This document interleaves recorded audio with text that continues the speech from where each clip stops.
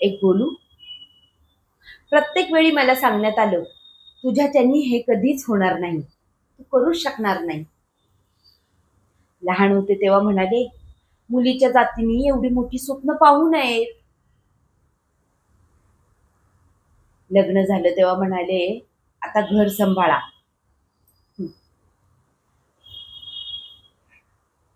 वय झालं तेव्हा म्हणाले, आता वेळ निघून गेली.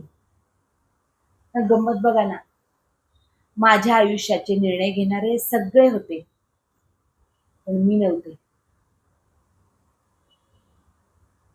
पण आता मी ठरवले, माझ्या आयुष्याची गोष्ट आता मीच लिहिणार.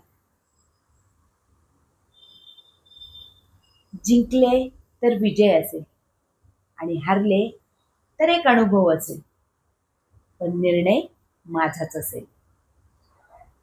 कारण मी आता दुसऱ्याच्या परवानगीनं जगणं सोडून दिले. आणि हो, आज मी इथे कुणाविरुद्ध उभी राहायला नाही आलेली. आज मी इथे स्वतःसाठी उभी राहणार आहे. तीच खरी माझी ताकद असेल.